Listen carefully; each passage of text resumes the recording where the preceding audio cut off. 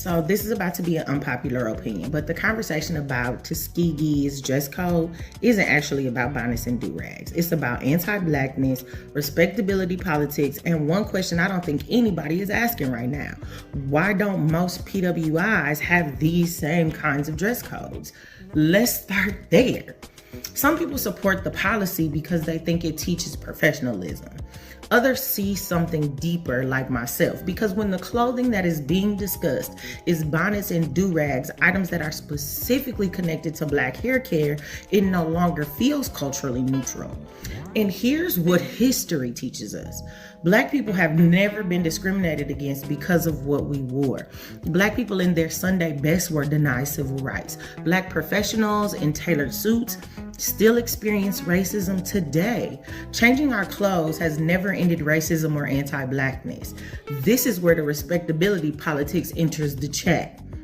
Respectability politics says if we just present ourselves the right way, we'll be treated better. But history tells us that is only partly true.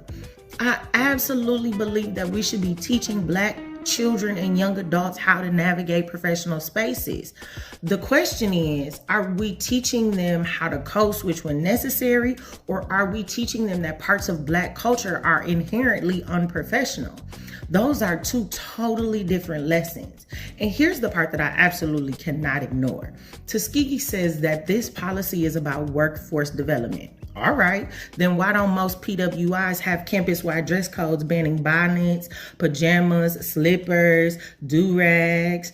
And most PWIs, the students are treated like adults. Dress expectations usually exist for clinical programs, internships, presentations, or formal events, not everyday campus life. So if the goal is workforce preparation, why is it only enforced at HBCUs and not at PWIs? That's the conversation I think we should be happening.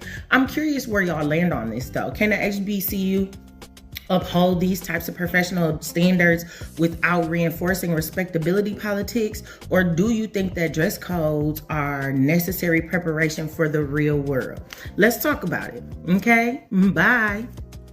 So Tuskegee University, which is an HBCU, yes, a historically Black collegiate institution, they have implemented a dress code for the students that bans do-rags, bonnets, house coats, house slippers from classrooms, dining halls, and from the campus altogether. Now the house coats and the slippers, I get that, because I'm sorry, I think that people who wear pajamas and house coats and shit like that out in public is trifling. I think it's dirty. And I honestly associate that type of behavior with white people more than anything, right? Okay, so that's one thing. But the bonnets and the do-rags, that's Black folk. They got Black folks written all over it.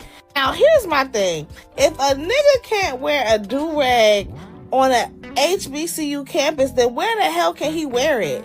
The whole purpose of me sending my child to a HBCU is so that they can have a explicitly Black college experience. HBCU should be a safe space for Black people to do Black shit. Like wear do-rags and bonnets. What are you talking about? It's literally a part of our culture, especially the do-rag. Now, when I was away at college, now granted, I went to a white school, okay? I went to Temple University, but I do remember when I was away at school, we did have to wear business attire when it came to certain events like job fairs and stuff like that, right? You had to come correct, okay?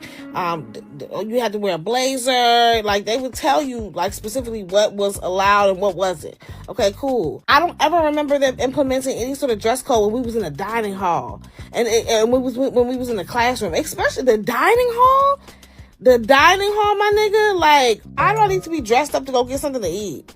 It doesn't make any sense. I fear that Black people, y'all are losing the plot. Y'all worried about, you uppity ass niggas are always worried about the wrong fucking thing. Then it makes me wonder, like, well, are all y'all amenities up to date? Do y'all have the latest software? Are y'all using Apple products? Okay, like, my issue with the whole dress code at Tuskegee University is, like, where does it stop? You know, first we start with the bonnets and the do-rags, and then what? What's y'all gonna start? Y'all gonna start policing our hair too? Listen, our hair has to be done. Y'all gonna start telling us that, like, oh, your cornrows can't have to be fresh and crispy. You can't be having a week or 2 week old cornrows, because that's where we're heading towards. It's hard enough to get a degree as it is. It's hard enough for these kids to be motivated to get what they need to do as it is. And now y'all adding a whole nother unnecessary ass obstacle for them to get their degree. Like, girl, again, y'all are losing the plot. Is this gonna help with admission rates? No. Is this going to help with the graduation rates? No, it's not. Somebody wearing a bonnet or a do-rag is not stopping. It's not harm. You're not being harmed. Nobody is harming you. You feel me? Like, yeah, my child will not be attending no Tuskegee University. They just won't. There's over 100 other HBCUs for them to look into. Tuskegee will not be one of them. I only have one note in regards to the Tuskegee University new dress code. And it's not about their dress code. I actually believe universities should have a dress code. It's the question why they specifically named do-rags and bonnets that I have the problem with. My question is, why name do-rags and bonnets specifically? You know, especially since we know they're deeply ingrained in our Black culture. If the goal is professionalism, then why can't the rule just say no head coverings if it's not for religious or medical purposes? Or just say sleepwear isn't permitted. But when we specifically call out items that are connected to one culture, like do-rags and bonnets, I want to ask, are we strictly enforcing professionalism, or are we kind of catering to respectability politics? Because are they unintentionally telling the world that parts of our culture are unprofessional? Which is why we've had the Crown Act, where, remember, we used to not be able to wear locks in the workplace, even though they are our natural hair. So just a couple questions that make me want to think, fix it. Just some questions. What do y'all think? Because I'm sorry, I got to point out everything. If it doesn't sit right in my soul, I have to say something about it. Sorry, not sorry. It's funny she said questions that make her want to think. You ain't think. This is nigga logic at its finest. Nigga logic. It's anti-Black for Black people to leave their house looking like they got some damn sense. It's anti-Black for Black people to enforce a dress code in a Black environment to make sure that the Black people in that environment are not just showing up any kind of way. And maybe they specifically mentioned do-rags and bonnets because that's what they were wearing. Who gives a damn that you don't like the wording? You don't go to the school. Why do people think that their feelings matter? They don't care about these kids. We're dealing with a whole bunch of niggas who think that Blackness is showing up like you just woke up out the bed. And as a matter of fact, remember, Tuskegee, they banned bonnets, do-rags, bedroom shoes, sleepwear outside a residential hall, and revealing clothing in classrooms, cafeterias, and university settings. Once again, bonnets, do-rags, bedroom shoes, sleepwear outside residence halls, revealing clothing in classrooms, cafeterias, and official university settings. Let's just be real. Look, I've never been on the campus of Tuskegee, but I've been on FAMU's campus, Florida Agricultural Mechanical University. I've been on their campus, and guess what? When they walk around, if Tuskegee is anything like FAMU, I'm glad they put a dress code in. I can see people's holes. There are holes when they're walking across that campus. You can see there are holes. So, two main arguments that the niggas have. And yes, I'm using that word, the niggas. Two main arguments that they have. One, that HBCUs don't have a dress code, so we shouldn't have a dress code. I didn't know whiteness was y'all standard.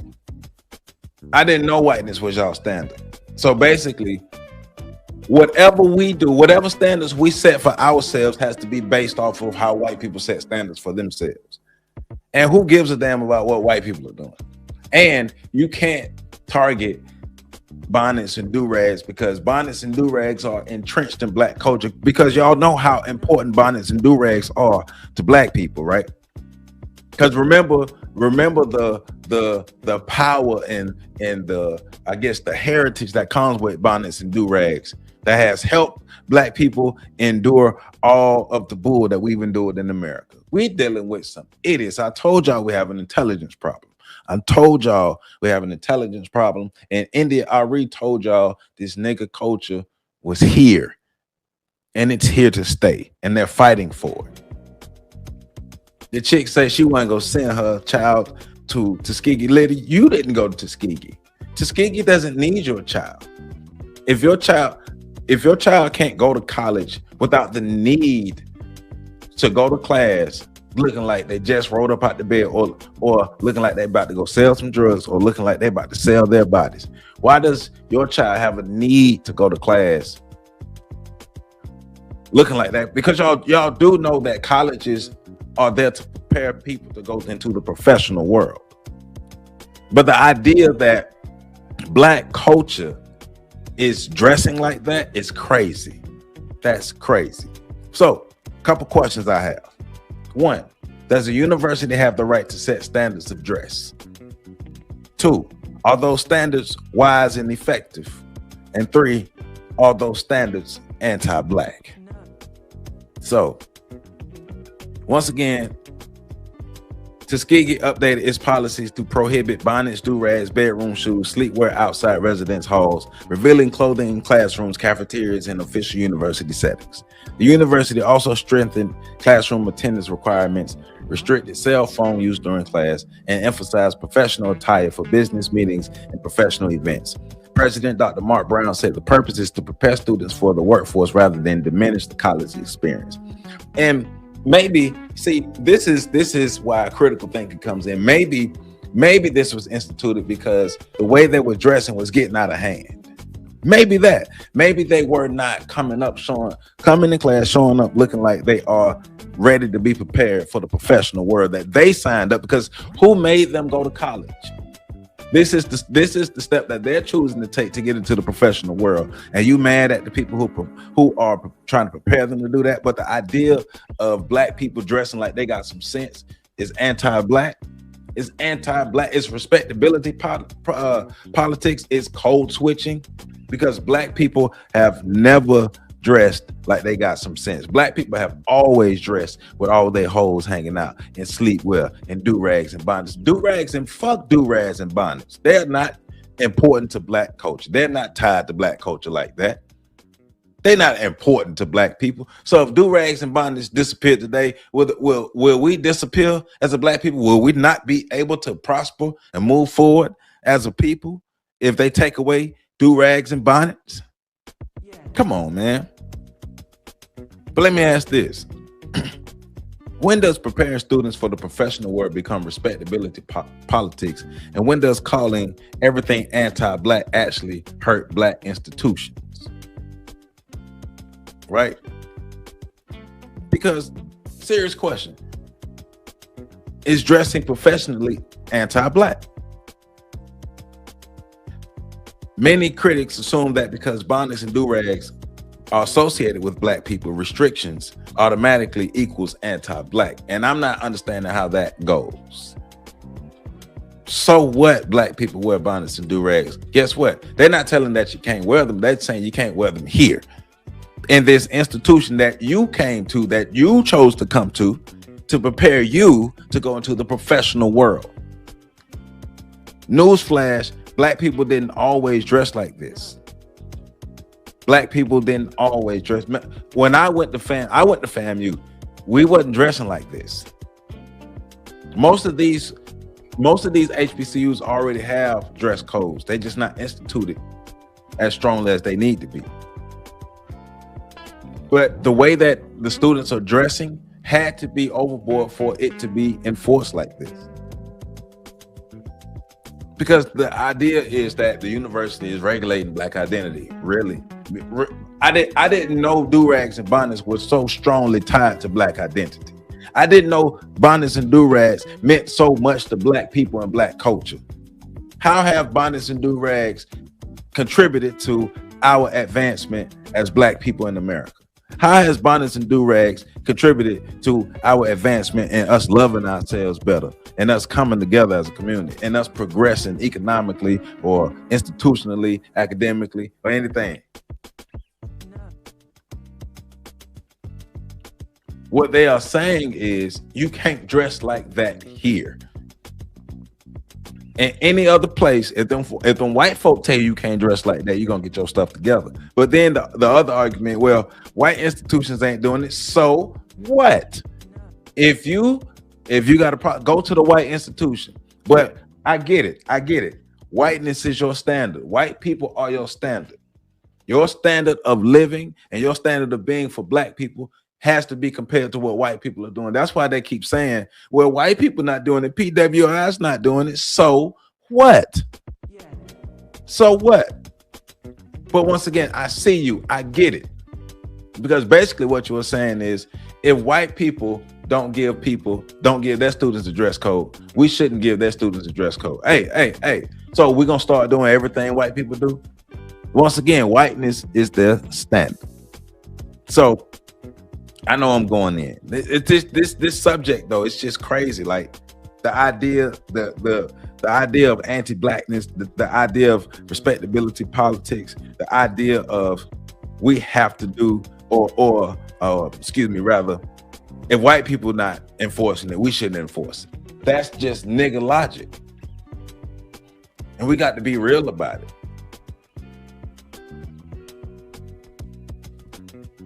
At one point, bonnets and durags were worn in the classrooms, and it clearly wasn't that much of a problem. But clearly, bonnets and durags are a problem. Why are you going into this academic environment in college thinking that you can wear street wear, whore wear, drug dealing wear, thug wear? Why would you want to go to college to try to do nigga stuff? You don't go to college to learn how to be a better nigga. You go to college to learn how to be a better black person, especially in HBCU, like Tuskegee. With the history and the prestige that Tuskegee have, you niggas have some nerve. Y'all got some nerve, man. But I got this discussion from the Roland Martin show. So let's look at this discussion. And of course, you know, I got my commentary. But let's go. Tuskegee's new president. Hold on. And please hit that like button if you have not already. I know I forgot to say it. Please hit that like button, comment, subscribe, share, hype this video, all of that. Let's go. Updated the university manual, and that includes a dress code. President Dr. Mark A. Brown sent out a welcome letter to students outlining the new policy and behavioral standards for the academic school year. Dear Tuskegee University students, we're excited to welcome you to Tuskegee University next month as you are arriving at an extraordinary time in the university's history. Tuskegee has entered its Renaissance era of transformation and renewal, and we are expecting a 32-year new student enrollment high in August. Tuskegee is focused on challenging you academically with resources to ensure graduation while preparing you for the workplace. You're required to find internships in their area of interest, identify certifications to enhance professional skills, and develop a resume. There are more than 30 certifications you can get at Tuskegee at no additional cost. You must also visit the University Career Center in Kinney Hall. It is there where you'll be able to connect with potential employers, internships, and learn more about career opportunities long before your senior year. You cannot wait until you are a senior to focus on your career options. The university has developed a new policy for student attire on campus, classroom attendance, and cell phone use in classrooms. Tuskegee students now have a dress code for public and professional places. But before he goes further, notice how people have dwindled this all the way down to just about bonnets and do-rags. They forgot everything. I'm gonna read it to you again. Prohibited bonnets, do-rags, bedroom shoes, sleepwear outside the residence hall, revealing clothing in classrooms, cafeteria, and official university settings. The university also strengthened classroom attendance requirements, restricted cell phone use in class, and emphasized professional attire for business meetings and professional events. It was dwindled all the way down to just bonnets and do-rags. That lets you know the amount of mental gymnastics that people are willing to go to try to uphold something that doesn't serve us.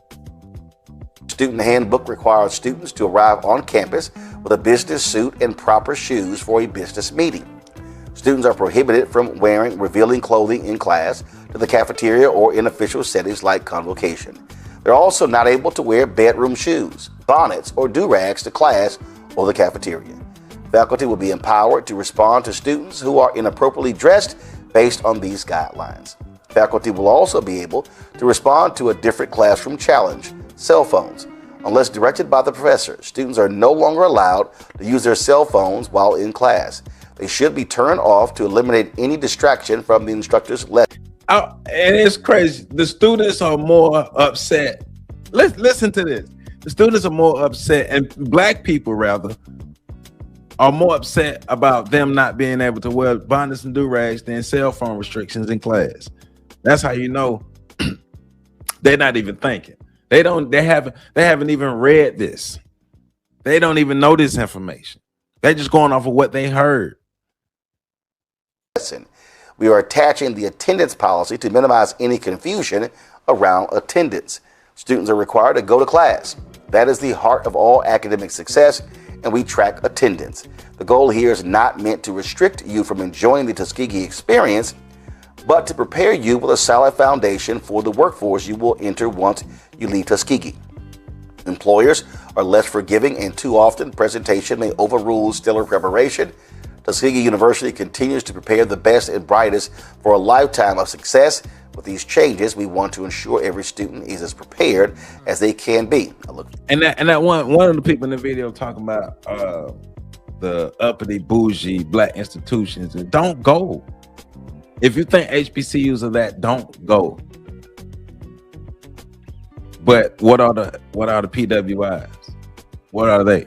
Because you saying they love you, but you know, black people don't love you because, or Tuskegee don't love you because they don't want you to walk outside with all your hoes hanging out with bonnets and durags on. Come on, man. The level of idiocy in our community, it continues to grow. It's just growing. Forward to seeing you in August. We reached out to Tuskegee University to have the president or representative on, but they were unavailable. We definitely want to have them on very soon. Now this, of course, as usual, when you factor in Threads, Instagram, TikTok, Twitter, and Facebook and everything else, explodes into a social media conversation. Now it's about respectability politics. It's about being anti-black. Conscious Lee said Tuskegee passed a horrible policy. As somebody with a master's in adult higher education, policing how students show up to class will never lead to higher class attendance. I don't even know why he put something from the Conscious Lee on here. This cat not conscious. He don't get it. He don't get it.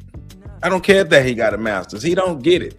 If you got a problem with this, so what? Don't go to Tuskegee. They don't need niggas at Tuskegee. We don't need niggas at no HBCU. If you subscribe to nigga stuff, stay away from HBCUs. Go to PWIs. If you subscribe to niggatry, go to PWIs. Do not set foot on HBCU campus, because the job is to turn out as many black people as possible. I'll keep y'all nigga stuff where you at. And does not lead to higher graduation rates. Okay, which means dress for success is a claim based in fallacy. Here's another post from No Slee No. Dress for success has the same underlying tone as massa coming to be. It just sounds coonish. Like, why are you associating success with looks? Kingpin 202. What about Yarmulkes, Kufis, and the hijab? I'm not reading the rest of these. Let me get to the panel. Randy, you're a Tuskegee graduate. Here's my problem. Okay. They didn't link a dress code to attendance. They didn't. The memo addressed attendance. Here's the other thing.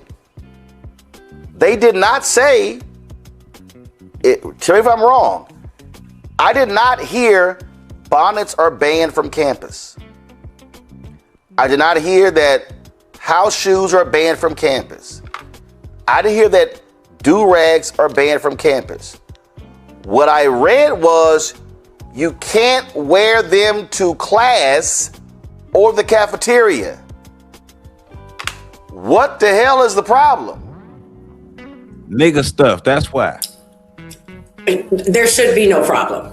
As a Tuskegee graduate, a proud Tuskegee graduate, I was there from 88 to 92. I was very pleased to see the changes that were happening. And of course, this is an overall change. They're not just talking about, everyone's focusing on do-rags and bonnets, right, where they also are talking about just a renaissance and changing things and improving. But they also talking about inappropriate clothing. They also addressed inappropriate clothing. And remember, the students can't use the cell phones in class. They're more worried about bonnets and do-rags than inappropriate clothing. Come on, when the last time a young person in the last 20, 25 years cared more about a bonnet and a do-rag more than their cell phone? When? That lets you know that most people haven't even really dove into this. They just responding to what somebody else said on social media, not even reading into this. But everybody focusing on bonnets and do-rags, but you forgot they told you got to wear appropriate clothing. You can't walk around with your holes hanging out either.